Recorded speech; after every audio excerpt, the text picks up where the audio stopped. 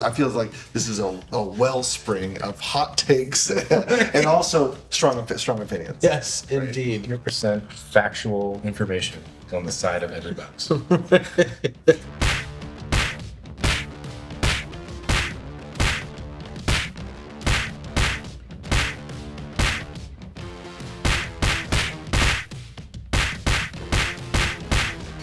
Hey there, Mike Dunn with another episode of Tabletop Throwdown. Once again, I've got Dan Hinken with me. Mark would be with us, but he is, I don't even think he has internet yet. He just moved from, I think it was Florida to Tennessee. And I'm actually about to do the same thing, but not quite as far a move. Like, really soon, and I'll talk about that at the end because it will impact the near future of this show. But before we get to all of that, we have a topic tonight that I have been really excited about. We have been working on this topic probably since the beginning of the season. That topic is, it's about this number right here. Yes. Game duration. Yes, game duration. The game duration on the side of a game box. Now, we wanted to tackle this topic because frankly, that number hasn't really seemed too accurate. Not in my experience. I don't know about you, Dan. What do you think? No, I mean, I think it's super subjective. I think it depends on lots of different factors. And so, I think it's interesting to talk about, and we wanted to get some different professionals' ideas about it. And so we got a couple of interviews that we're going to be talking about today. But I really think it depends on the board game. It depends on the group of people you got. And, I've seen ranges from, 20 minutes to 240 minutes, and you never know what's going to fall in between. Yep. Yeah. And so like Dan said, to that end, for the last several months, we have been collecting hot takes from several luminaries in the board game design community. Some of them also do double duty as publisher, so it was nice to kind of get that take on it as well. Just to kind of give you an idea of who we're talking about. We've got Ammon Anderson. If you haven't heard that name, believe me, you will soon. He is the designer of a game that's going to be coming out at Gen Con this year called Gnome Hollow. We've talked about it a bunch. It was in our very first episode of the season as one of the most anticipated games that we're looking forward to this year. We've got Kevin Wilson, who we just interviewed on our last episode of the podcast about Kinfire Kinfire Council, the current Kinfire game that is on Kickstarter right now. And that was great because he's got a very long background in game design. He was one of Asmodee's main game designers for a considerable amount of time before he struck off on his own, and then eventually helped found Incredible Dream. And then we've got Jason Matthews. Just a little quick one from Jason Matthews. If you don't know who Jason Matthews is, he is the designer of Twilight Struggle. He's a history game. His big thing is history games. He's working very closely with Fort Circle now. Actually, he might even co-own it. He's part of Fort Circle Games now. And then finally, we're going to cap it off with a really long, just candid discussion with Drew and Cole Werhle of Whirligig Games, and of course Cole also is with Leader Games. That I got to say, that was a very special moment. We got to sit down with them at Gamma. I've been waiting anxiously to get this footage out there because I think it's a great discussion. And they have all of these folks have some fantastic opinions. So yeah, Dan, before we dive in, any thoughts, any of your own thoughts on that game duration? Yeah, I like I said, I think it's subjective, and I think it's gonna be a matter of who you got at the table. Because we have some friends who just have some serious AP, analysis paralysis that take twice as long for a turn. You got to take into account. Is it a new player? Is it somebody who's playing games before? Is their first time? How much fun are you guys having? We played a game. We played a game just Saturday, or just the other day, where the box said 60 to 90 minutes. This is a new game that's coming out to Kickstarter called Winds of New Macera, which was a blast. But it probably took longer because of how much laughter we were having and how much fun we were having with the game, and also just the questions. Because I had played the game a couple times. You guys had not. I had to teach you guys the game, which didn't take very long, but there was some nuances and things throughout. So there's lots of different factors that come into game time. So I guess the big question is, how do we determine what goes on the side of a box? And and what do publishers do? And so that's why I have so many questions, man. Like first of all, who comes up with that number? Right. And it might not be the same at every company, right? In some cases it might be the designer, in other cases it might be the marketing department, right? Like, it's true. There are certain marketing concerns to be thought of when dealing with game duration. It's something that a consumer might consider when they're buying a new game. That's true. And does that include the teach? Like, my guess is no way. Does it include the teach? Why not? Why don't we have a time for the teach? I think that would be a cool thing to do.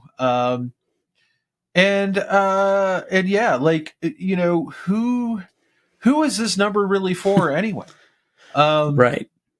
And so we ask these questions of all these folks, and we get their answers, and I think it's fascinating how much they agree and what they agree on, and how much they disagree and what they disagree on as well. Without further ado, let's dig in. Kevin, I would love to hear your opinion on that little bit on the side of a game box. You've made a lot of games for Fantasy Flight, and now for Incredible Dream, and also kind of on your own freelance. How much input do you have into that number, and what does that number mean to you? Well, honestly, pretty much all my games, the number on the side of the box has been the number I've given the publisher. So it's always been, okay. I've always been the one to determine that number. As for what it means to me, first of all, I'm going to say your teaching game, your learning game doesn't count. Like, there's no way we want to put like the double long play length of that like first game on the side of the box. Nobody wants that. That would be terrible to try and plan your game night around, which is really, to me, what the point of the play length in there really is on the side of the box. Is like, okay, we have 4 hours of gaming that we're going to do Wednesday night. What all do I want to try and plan to fit into that length? And so try to give a reasonably realistic number there.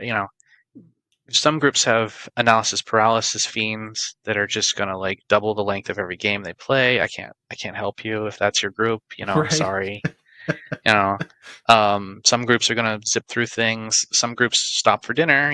If you take a dinner and a movie break in the middle of the game, that doesn't count as part of the playtime. Sorry. No, it doesn't. Like, I've had folks tell me that like Descent went on for like 8 hours, or Arkham went on for 8 hours, and it was like, did you stop for dinner and a movie? Like, what happened? Because I've done like 8-player games of Arkham at conventions, and kept that to reasonably dull roar, and so it's impossible to really predict what any given group, how they're going to react to a game and how long it's going to take. So you just kind of estimate how long you've generally seen the game take. Right. And you do your best and you try to provide it as a useful tool for folks with the understanding that every group is different and every number is going to fluctuate like that. So Now, when you're designing a game, do you have a target duration that you shoot for sometimes? Oh, always. I always know how long I want the game to be. And that depends a lot on kind of where the market is. And, I've been doing board games for like 20 years now, and that number fluctuates. When I was first doing this, players were a lot more all about the long, epic games at that point. And then kind of that audience aged, they got families, they got out of college. Suddenly, instead of having so much in terms of like weekend games, now a lot of groups shifted to weeknight games, and that's just a different style of thing. And these days, you really want to try and keep it under 2 hours, generally speaking. Like a mid to heavy game needs to be about 1 to 2 hours, somewhere in there. If you go longer than that, you're really limiting, who's going to play your game a lot of times. And if you have kind of an under an hour game, you can kind of get into even more things. But a game experience takes time too. Like there were a lot of advertisements at one point of like, here's the Civilization game that you can play in under an hour kind of thing. And I was always like, okay, well, what kind of Civilization game is that? And what can I actually experience of that type of game in under an hour? Like, Right.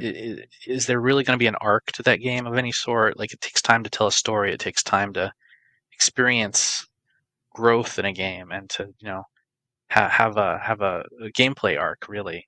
So you have to like you have to be kind of realistic about what you're trying to cram into a given length of game.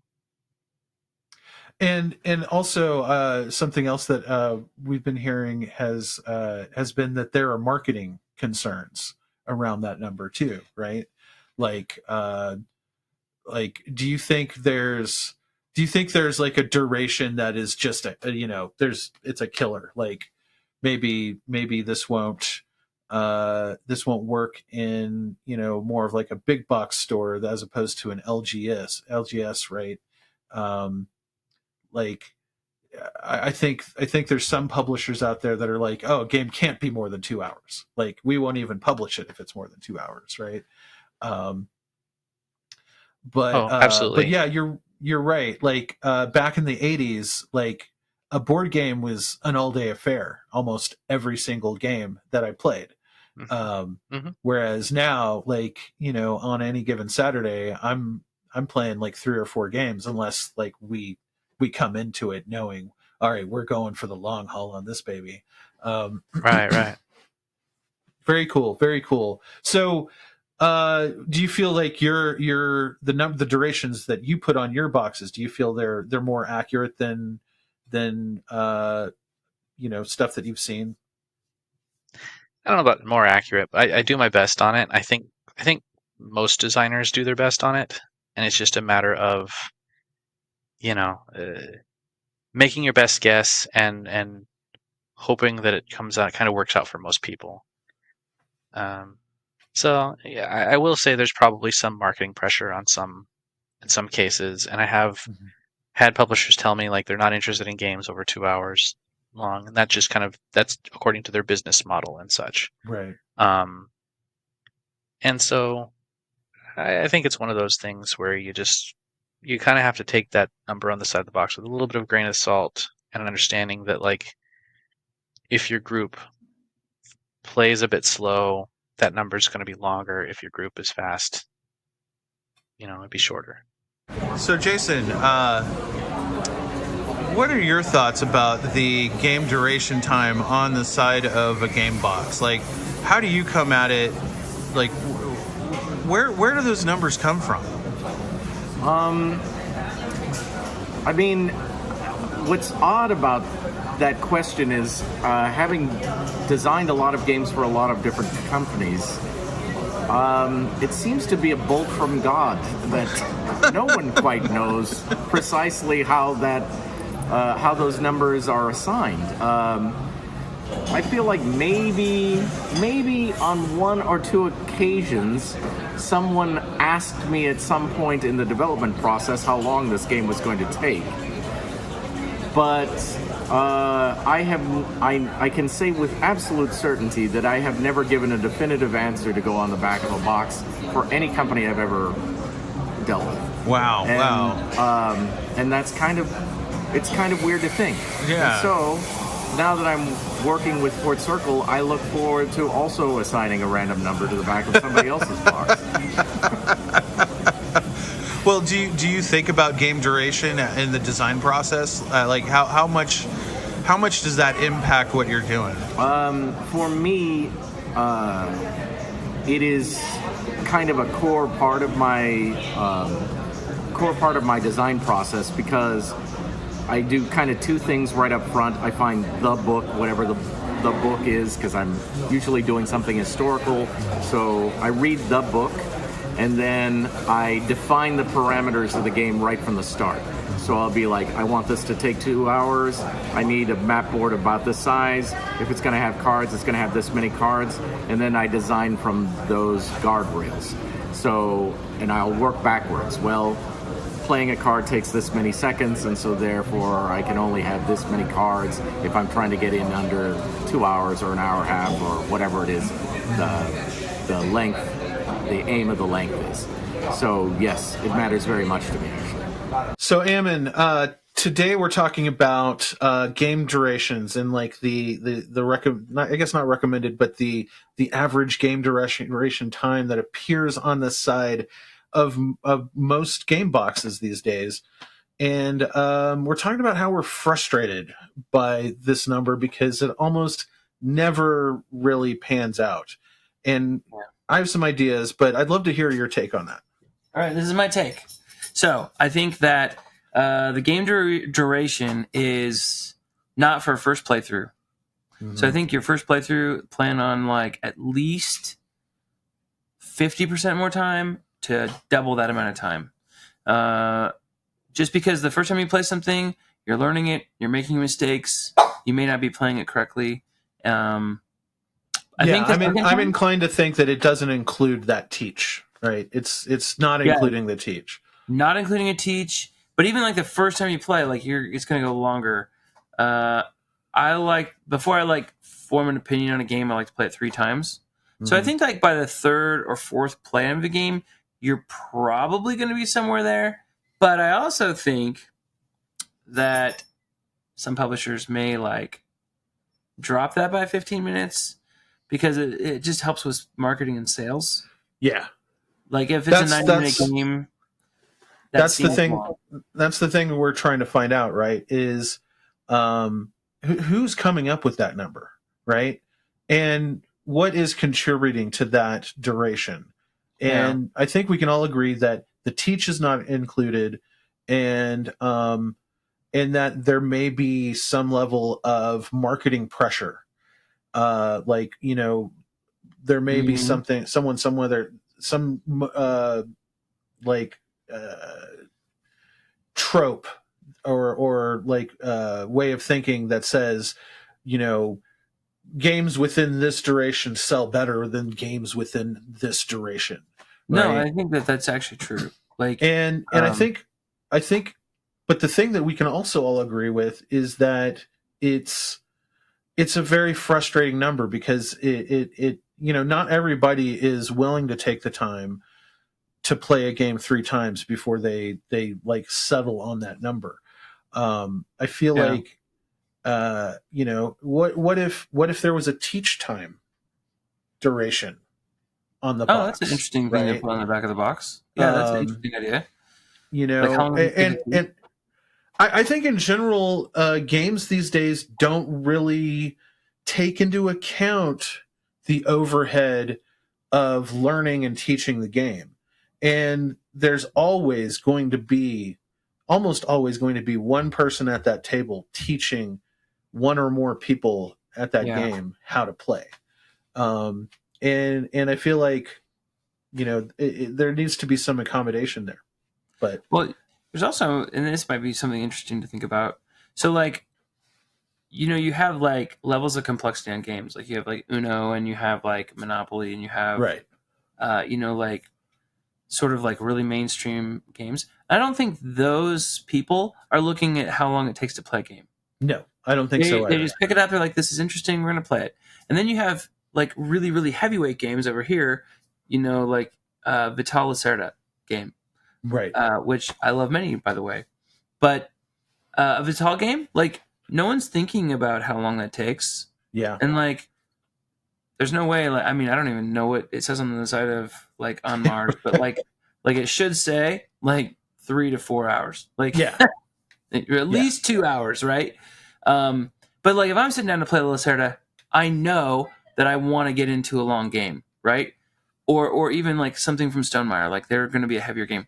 I think the people who actually care about that number, like how long it takes to play, are those people in the middle that are playing those midweight games. Yep. And they want to sit down, maybe play with someone who doesn't play a lot of games.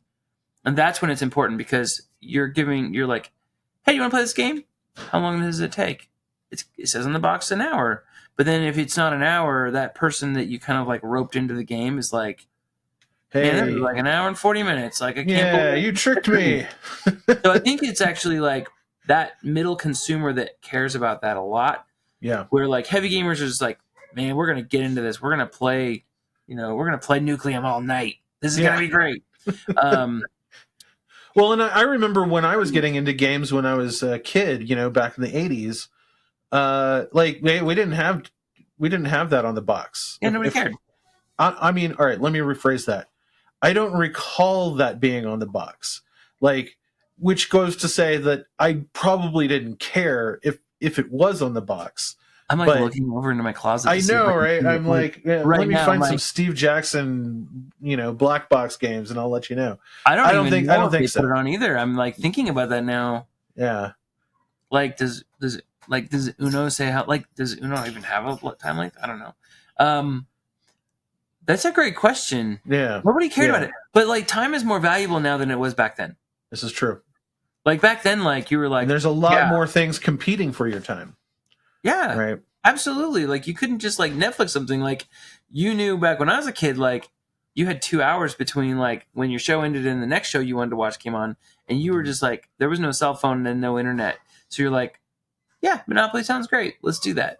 So, yeah. Anyway, that's what I think. I think all of this stuff is probably true to some degree, and there's no real number, and every studio probably does it a little bit differently, and every publisher like looks at it differently. Like, but I know, and I can end my statement with this, and I know we're past what you wanted, but I'll say this: like when I play a game, my game, like Gnome Hollow, right? Mm-hmm. I can play my game fast at any player count. Right.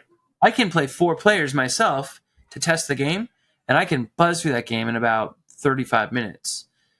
Other players, especially because of like the spatial stuff, it depends on who I'm playing with. Like, if a person is spatially challenged, they're going to take longer to play than if I sit down with 4 people who are like very like, ooh, I love spatial puzzles, and they're like, right, and it like all goes together. So I guess like there's not really a great way to define it because every person plays a game a little differently. Well, and that kind of underscores like one of the points that we've been talking about too, and that is like who is coming up with this number. If it was like you coming up with that number as you're play testing Gnome Hollow, for instance, like the fact that you're teaching the game and you're guiding the experience definitely impacts that duration. 100%. Yeah. And so like I'm really curious as to like what is the rigor that is being put into these numbers, and that's what we're trying to get to the bottom of. I guess as game designers and publishers, give us your perspective on that number. Well, it does mean something, right? I mean, but it's not runtime, right? no, it's not runtime, and I think what you're getting at, Drew, is that there's no official body. I can't I don't know that I'm going to be home by this point to relieve my babysitter. when I check a game's runtime. But it's usually probably the last bit of data, the last thing that we added on the box before we submit it for publication is probably the duration. It's the very last little note. And it's strange because I think that it's something that, maybe this is a good framing comment, is cared about by people who are just learning the game most. So I think that there's always a little bit of confirmation bias when we talk to people about game runtimes, because they are heavily invested in it when they don't really know the game, or when they're going to buy it, or they've just started playing it. And then once they start playing it, they stop caring about it, even though at that same time, their game times are starting to approach it. And so I think part of the problem is that people have strong opinions about it at the precise wrong moments. Yeah. And also it makes sense if you knew nothing about genre or about designer or publisher and you pick up a thing, it's the closest thing to tell you what kind of game it is. Right. Because even box size or weight isn't going to tell you what kind of game you're about to buy or experience. But at least there's a number and you know that. You know it's 20 minutes. Yeah. So you could imagine that experience. Right. It's become this like weird synecdoche or something for the complexity of a game. In a world where someone might have spent, $200 on Castles of Burgundy. It's a very heavy, large box with a lot of pieces. And they say, well, how heavy is it? How complex is this game? Well, they can look at that playtime and see that it says 20 or 30 minutes per player and say, okay, that's a game I could play in an evening or something like that. So runtime is like the one place where even if players are suspicious of it, I think there's something in them that wants to see to the heart of the game through it. It's being invested with a lot of meaning. Yeah. And it always gets, the threads start running thin as soon as there's any element of player interaction that could need a bit of negotiation to solve. So as soon as there's something that is not solved by a game timer, our games are not dictated unless it's explicitly by a sand clock. Right. There's a mechanic in the game. There's going to be a hyphen in there. Or you could be so bold to just say a single number. Yeah. And I feel like it also kind of assumes that everybody knows how to play, right? Yep. The one thing that I think we have really kind of definitively determined is that number almost certainly does not include teach time. For sure. Right. But what I'd like to find out is how that number is like what calculus or addition or subtraction do you guys use to get to that number? Well, I'll say that, so I'll give a very short answer and then I'll give like the longer, slightly more sinewy, strange answer. We observe a lot of games and play a lot of games, and that number is usually almost an explicit average of what we are observing in games by testers. Now, testers aren't people, in many cases, who've played the game 100 times. Mostly testers play the game 5 or 6 times, and then there's a general attrition. And so people get a competency with the game. I like to look at that number as like, if there were no rules questions, or if there was a minimum number of rules questions, how long is the game going to take? And so we're using that to figure out where the number is. But it's obviously not a pure average, because obviously there's a lot of games that are 60-minute, 90-minute, 75-minute. These are awfully round and suspicious numbers for anything like an average. Right. And that's because there is the other thing a game time represents, which is that when we sit down to work on a game, very early on, before the game is done at all, we have a target in mind. We think about this game as a 60-minute game, or as a 90-minute game, or as a 2-hour game. And as we are developing the game, we're making choices to keep that time down to that length. So Pamir is an interesting example for us, because we knew very early on that we wanted Pamir to be a 2-hour or less game. And there are some exceptions. We knew that, like, okay, in a larger game, that's going to drift up a little bit. In a 2-player game, it's obviously going to be pretty small. But as we're developing the game, we're making lots of conscious decisions about game length. I mean, I think we think about game length as much as any person making a movie thinks about runtime. It's just we have we can't look at the bottom right of our Final Cut Pro and see what our current and say exactly, we got the 90-minute comedy. Right. We're operating within ranges, and communicating that number range is spread across player count, but that it not necessarily means that player count is the thing that's driving the clock of the game, because some of the, again, our games also have odd timing windows for game completion. It could be a fourth or a third as long as the next game that you play. And including that is a part of this average or style that the runtime represents is important. That's speaking in the same words of genre. And I think it's especially hard for things that we work on because they tend to include a lot of novel mechanisms. When I sit down to play a Rosenberg game, I can look at the game time that's on the box and think, we're going to hit this within 2 plays. Or probably we're going to be going even faster. Right. I hardly need to read a rule book to play a new Rosenberg game because they borrow so many mechanisms from themselves. That isn't the true for anything that we work on. We've had this problem a little bit with Arcs. I mean, it's not a problem. The game's not even out yet. But Arcs, I think, is listed as a 90-minute game on the box for the base experience of Arcs. And new players will probably have, especially for certain group temperaments, a 3-hour game, which is not great. Like, I think Arcs is it's my best work in a 90-minute game. I wouldn't sit down and play a 4-hour game of Arcs. But that's part of the work that you have to do to sort of learn the game and get into it. Once players get a handle on the game time drops way down right to where it should be. And of course that brings to us to the central problem of this whole thing, which is that game groups are different. Yeah. And that I think that there's always a sense, it is the classic sociological bias of thinking that you yourself are in the mean of the mean, you're the most average player, or maybe a little above average. And in point of fact, having observed a lot of groups play Root or play Pamir or play John Company, we run into John Company players who routinely play the game in 2 hours or 3 hours. I also run into people who only play it as an 8-hour event game. And they're both playing the same game. They're both actually having a good experience playing it.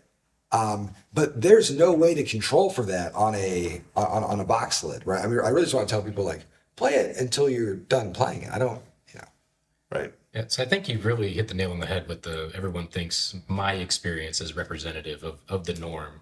Because I've been in really 2 extremes of game groups, coming from a group where I played with the same 4 guys every Tuesday and we played the same games. So the box times were pretty accurate because we're not learning a new game.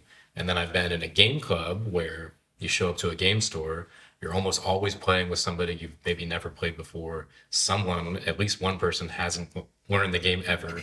You have to teach the game, you have rules questions, and that's how you end up with that 3-hour experience for a 90-minute game. So that might be where a lot of the And then there's games like the classic Dune, where it could take all day or it could end in 30 minutes, right? Well, and Dune is really my favorite example because I do think that oftentimes we default into thinking that the shorter game is a little bit better.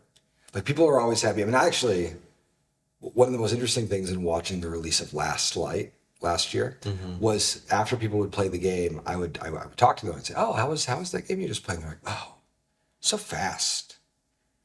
I'm like, that's just a weird way to describe a game. Right. Was it fun? Yeah, exactly. I mean, it was I just finished eating a beautiful meal. It's I'm digesting this thing as fast as possible. I can't believe it. And I started thinking, I mean, Dune is really a great interlocutor here because the long games of Dune are actually better. Yeah. Dune is a bad 30-minute to 90-minute game, and is a Very great unsatisfying. 3-hour plus game. And usually when I talk to people at Dune, if they tell me they don't like it, I'm like, how long was your game? They're like, I don't know, an hour or something. I'm like, that's why you didn't like it. Yeah, right. You didn't have the time to get to the weird scrappy Dune. And it makes me wonder what Gale Force 9 put on the box. And I don't know if they put 20 minutes to 4 hours or whatever, right? Right.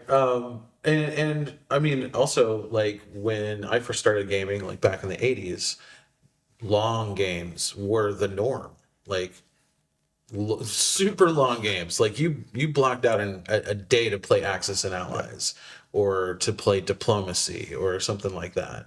Now, I do think, I do find that games that when they talk about time, duration, the ones that kind of say X per hour, right? No, X per player, X amount per player. Those tend to be a little more accurate, or at least give you an idea of the variability of gameplay depending on how many players there are. Yeah, if your range, you said this is a 1 to 5 player game, and you say it's 90 minutes, well, the solo player might take 45 minutes, and then a 5-player game might take 2.5, 3 hours. Right. Yeah.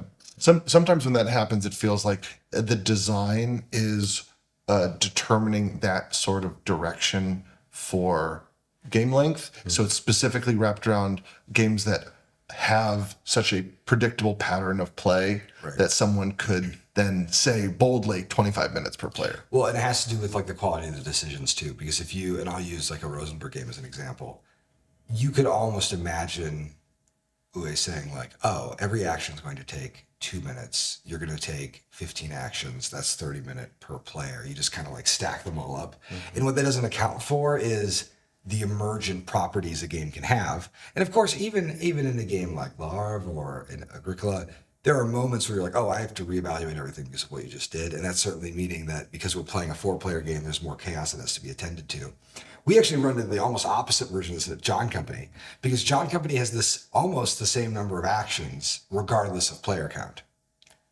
But it does take longer at higher player counts because there is more of that emergent property. There's more negotiation tabletop. It is not about actions take X minutes and more words that will be said above the table, spread across how many hours. One of the things I've heard is also that that number is more of a marketing. There's more of a marketing approach taken to that number. Like, what do you guys think of that? How is that something that you keep in mind when you come up with that number too? Well, when we're working from a premise that we want to make a 90-minute space game or something, that is a marketing concern, but it is happening at the level of design. And so I think that, I mean, I would separate two impulses. One of them is, let's say we worked on a game for a long time that was supposed to be a 90-minute, I don't know, game about selling fruit. And it was kind of more of like a 2.5-hour game. And now we're at a funny spot where we have to ask ourselves, do we want to be a little dishonest on this box and kind of like futz that number? And I do think some publishers, not going to name names, do that. And it's self-evident. It hardly needs to be done. You can walk around a store and be like, how did they get there? This? Yeah. And I think it has to do with this disconnect where they're like, oh, the marketing team was promised something from the creative team. And the creative team delivered something like maybe a little bit different.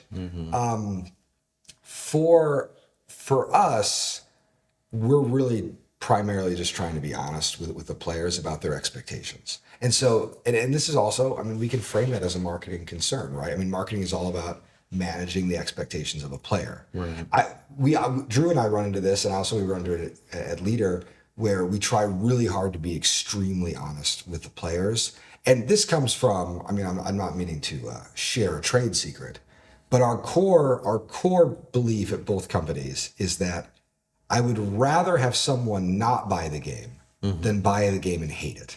Sure. And so a lot of times when I'm at a convention or talking to a retailer here at Gamma, I will tell people not to buy a game. I'll say, look, you are looking for actually Everdell and not Root.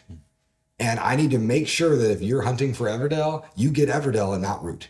Because I would hate to have you buy this game and then get very mad and then go online and start spewing stuff that is mostly about the fact that something didn't meet your expectations and not about the quality of the thing itself. Right. And likewise, you know, when Drew and I are working on historical games, we're really clear where it's like, hey, you know, John Company is a negotiation game, which means you're going to be talking to each other. It also deals very frankly with risk, which means you're going to be rolling dice and surprising and upsetting things are going to happen.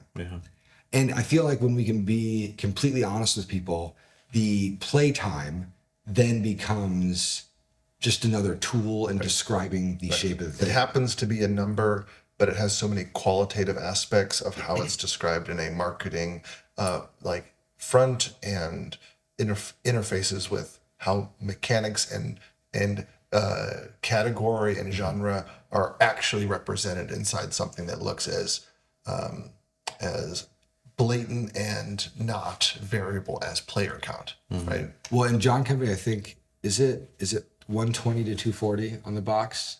I think it's 2 to 4 hours is how we framed it, which I feel really good about that timing. I think that when players know the shorter scenarios, they can reliably get them done in about 2 hours. The longer scenarios take closer to 4 or 5. It depends on how gabby the group is. It's like the big controller. And that may seem, I think other publishers, like if we were pitching this to Asmodee or WizKids or whatever, they might say, look, we are not going to put 4 hours on a game box. It's going to scare them away. And what I want to tell them is, how long was your last D&D session? Yeah. Because in the world of role playing, they didn't leave the 80s. They're still like, it's role playing night. We're going to play one game. It's going to take 6 hours, and we're all going to go home bleary eyed. And we're not going to be done. Yeah. We're going to come back again, in a week or two. Sometimes I'll look at a war game, and the war game will be, the war games can be very brusque and almost silly about playtime. We'll say, this war game takes 3,600 hours or whatever. A lot of these like insane, or 3,600 minutes.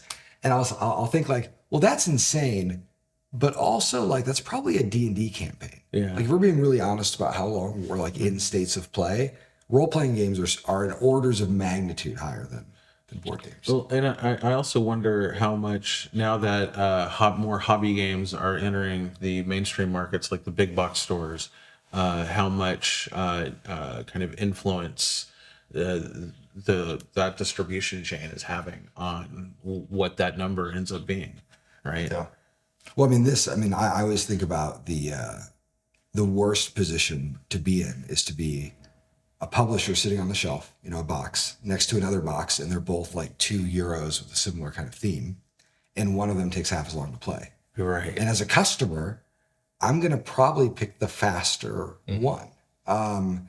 And I think that can lead to and this is where you get into the marketing component and the potential dishonesty of runtimes, because a shorter play time is a marketplace advantage in certain market segments. Yeah. Thankfully, they're not market segments where we hang out. Right. Yeah, but on the flip side of that, a lot of people measure the value of the games they buy by how much time they spend playing them, right? So. Yeah, so with that marketing aspect, different people use that number differently. You might say, I'm looking for a 60-minute experience, so I'm going to go get this 60-minute game. Versus like my personal play style is I like complex, big, epic games. I want to sit down for a long time. And I'm using that runtime for like, is this game going to meet the complexity of something that I want to play? Sure. Right. So something that says, this takes 45 minutes, to me that says, this is a simple game that I'm not interested in. Even it might be amazing, right? But something says it takes 120 minutes. I go, oh, this might be something juicy that I can have an experience with. Well, and this is a place where you can see publishers start to ape from the world of video games, right? Oh, yeah. Because you'll see a campaign which will advertise itself with 40 hours of gameplay or 60 hours. And I think like Sleeping Gods does this, also Frosthaven, where they're like, look at how, they're acting as if it's a AAA video game, which is fine, but they are directing towards a different market segment. Yeah. Right. Yeah. Well, so like this is clearly something with a lot of ambiguity and a lot of fuzziness, right, to it. Is there a better way to do this? Is there a better way to communicate this to players, to potential consumers, people who buy the games? I feel like there's an interesting exercise we did at Leader a few years ago where we were trying to measure the output of the studio. It was like a funny problem. It's like, okay, we all work on these games. How do we measure the work that we've done? How do we compare something like Oath to something like Fort? And after a long time, we were like, oh, what if we just use the MSRPs? Which feels like almost too easy. Mm-hmm. I'm like, well, the MSRPs are a reflection of the scope of the project and a lot of other things. And actually, it's a pretty good measurement for creative output because broadly, Oath's MSRP is $120, Fort is $30. And Oath was 4 times as much work, probably more than Fort. And that's like a pretty good way of measuring it. And I kind of feel the same way about game time and complexity. Yeah. Because I think that we can find more precise ways of describing how long a game takes. We can say it's X minutes per player, plus X amount of time if your group's chatty or whatever. We can do all that. But there is to me some value in the clarity of being like, this is a 90-minute game. And what I'm communicating with that is that when you get experience with the game, it's going to take around 90 minutes to play. And it's less complex than a game that's maybe 2 hours long or 3 hours long. And so I'm on the side of loving game times. I think it's a noisy metric, but it still means something. It's a noisy piece of data. And it tells you about what could have happened also after you play it. Mm-hmm. Like this could have been twice as long or 4 times as short. Well, and the reason why I like it as a way of thinking about complexity and also like the general, let's call it the like temporal footprint of the game, right? Because so one thing I like about it is that we have no better way of measuring those things. Because, for example, rulebook length. Some of the best rulebooks that have come out recently, I'm thinking about the Daybreak rulebook, is exceptionally long. The Daybreak rulebook, I think, is longer than any rulebook I've worked on except John Company. But it's long because it goes through the concepts very slowly. It's beautifully illustrated. It's fun to read. It's like reading like a light magazine. And so I would never want to measure like a game's complexity by like the words in a rule book. But I can look at Daybreak, and I'm sure Daybreak's box says 90 minutes. I feel like it's a little shorter in practice, but they might be edging they might be on the high side of that. And I can compare Daybreak with something like the sort of CO2, where I am sure the playtime on CO2, I hope I don't have to eat my words. You can have a little pop-up here. I know it's going to be higher than Daybreak, or it should be higher than Daybreak, and it reflects the complexity of that game in comparison to the other. Right. So I want more game times. I you know what I want? I want teach times. Teach times would be awesome. Yes, I think that's the right way of thinking through this problem, because John Company, let's say we're playing a 2 to 3 hour game of John Company. I would still put on John Company's box, this is an hour teach. Yeah. And I have no, like, it's not something I want to hide from anyone. And I think like Pamir is like a 25-minute teach. And like Arcs is like a 15 to 20-minute teach. And Molly House is probably like a half an hour teach. Yeah. And Molly House's game time is much less than John Company. But I think just like having a very straight assessment of teach time really does collapse some of those things. So man, maybe we'll put teach times in our next box. Awesome. Well, thanks, gentlemen. Thanks for taking the time to talk to us about this. It's our pleasure. You gave us a good idea. I know. Thank you. Yeah, fantastic. Awesome. Okay, well, so as you can see, a lot of different opinions, a lot of different takes. Honestly, I would love to hear from so many more other designers about this, in particular, like party game designers. Like, didn't talk to any party game designers. I'd be interested to see. I feel like it's a whole different ballgame with where they're concerned, right? Because that is a much like party games are designed to be more bite size and easy to teach and all of that. So I'd be curious to see. Like, we could totally do a sequel to this episode, and maybe we make it a regular thing, and every season update with new impressions and hot takes. I think it's I think the one thing that we can come out of this conversation with is that there's no real clear answer other than the fact that I think it means different things to different people, kind of like what we were saying at the top of the episode. It really depends on what you're looking for and really what kind of game is out there. You know, for me, I like the deep chunky games. I like some of those things. And so kind of like what Mark said in one of those interviews, he was talking about like that tells you the longer game time means a little bit more complexity. Whereas a shorter game time may not be something that I always go towards because I kind of like to sit down. However, you know, like you said, it's a weeknight game. You know, I'm playing more and more with those with my wife. And so we're looking for like an hour long or like a 45 minutes to an hour. But sometimes, you know, once you've gotten into a game, that game time changes depending on who you're playing with. You know, me and my wife can get through, you know, 3 games of My City in an hour, or, you know, a couple rounds of something lighter, just because we know the game. We don't have to worry about the rules. We know the nuances of it. And so that's always going to be a factor. So I think me coming away with it is, you know, I think it's extremely subjective, but I did find it very interesting, especially some of the marketing things that you were bringing up and some of the questions you were asking in some of those interviews. Yeah, I gotta say, I went into this topic largely thinking that, I don't know, almost feeling betrayed by that number on the side of the box, right? Yeah.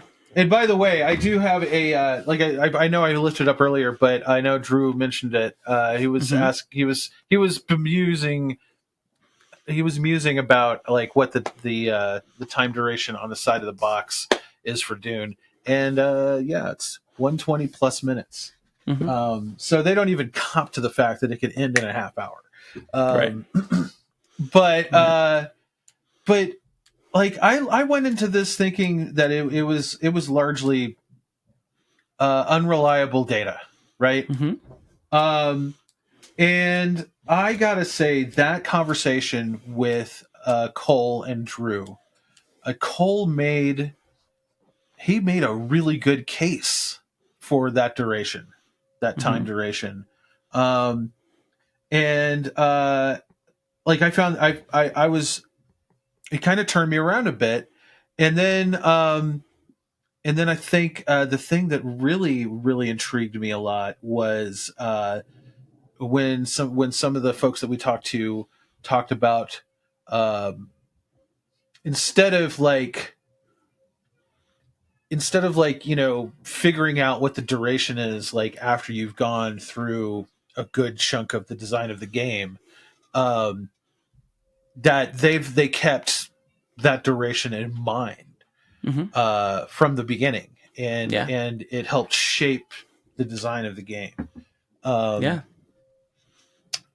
I do think it would be really cool if publishers and designers started putting something about the teach, right? Like, I really do hope that Whirligig starts doing that. I will totally take credit for that idea, and expect kudos from those guys. But I think that would be super helpful, especially to the players, right? Well, and I think there's a lot that goes into the information on the side of the box. The thing that kept coming to my mind was like, hey, what do we really need on the side of the box? Does game duration tell us what we really need to know, or is it something that could be we could expand upon it? Like, is there a complexity rating that we need to do? Is there a mechanics little list that we could do, like some kind of standardized thing across industry that have this little box that shows this is the kind of game, these are the kinds of things that you're going to see, this is the complexity? Because you could have a 60-minute game that could be super complex because you're only doing a couple things in that 60 minutes, and it burns your brain. Think about like a Turing machine or something, like some of those things that doesn't take very long to play, but still got a complexity. So I don't know. Yeah, because time and complexity aren't always like associated with each other, right?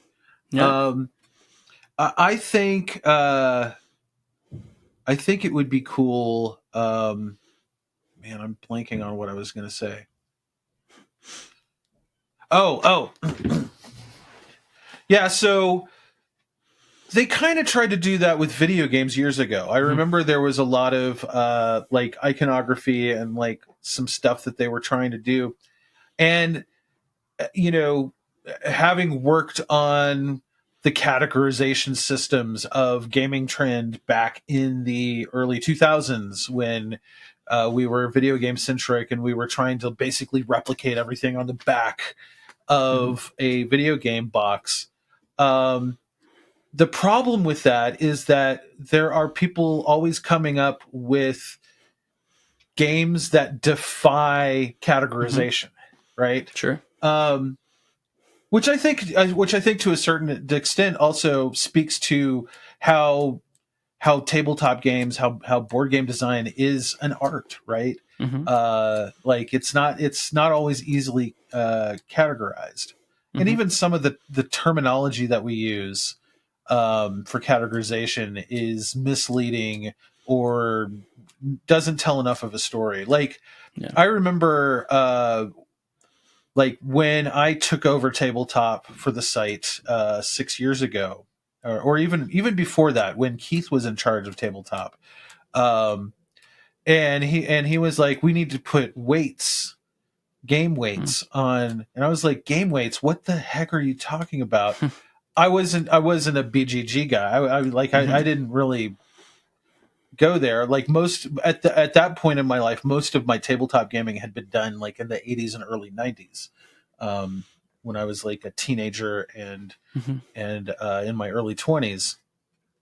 So I was like, that just seems like it to me, game weight, especially at that time, seemed like something that someone who had no idea what it was would get confused by. Right. And it took me a little bit of digging to find out what those weights actually meant. I would say to this day, and it's probably largely because a lot of this is crowdsourced on BGG. I don't necessarily agree with a lot of the weights that show up, but it's kind of it's better than nothing metric, right? Yeah. And again, it's like, how do you, one person's like 4 is another person's 2, right? It's so subjective. So, I think we need to just, consign ourselves to the fact that it's going to be an imperfect metric. The only perfect metric, and it's not even that perfect, is player count. Right. Right. I mean, but then you can add a solo mode in or cooperative, and then, it's just, we can muddy the waters and we could go into the right. And like, it remains to be seen if that solo mode, or if like a 2-player iteration of what really should be only a 4 or 5 player game, for instance, or 3 or 4 player game. Like, no, you don't want to play it a 2-player. That's right. Meaningless. Exactly. So yeah, but then there's some games that do a great job of scaling to player count and they make the game there. But how are you supposed to know that from the side of the box without some of the information? So yeah, there's so many different ways that we could skin this cat, and we could talk, and we could go down lots of different rabbit trails. But at the end of the day, I think you got to figure out what's your best method for picking a game. What do you need for the situation, and who's your group, and who you're playing with, and